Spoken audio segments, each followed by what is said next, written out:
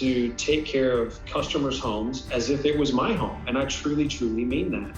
And I think by having a third Torch Award and have worked on over 100,000 homes, I think that's a testament to the phenomenal service and people that we have here. For most people, their home is their largest asset that they'll have. And it's a big deal when they have a problem. When their basement floods or crawl space floods or their doors and windows stick or they have cracks in their foundations, that's a pretty big deal.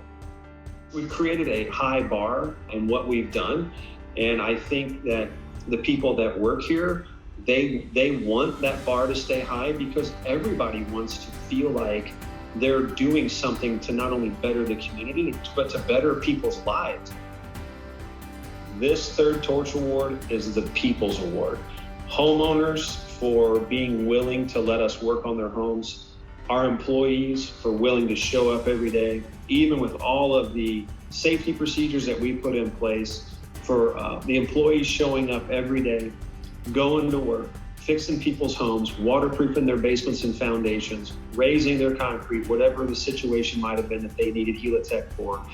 This Torch Award was by far the most challenging to win, but this award really goes to 100% of our employees.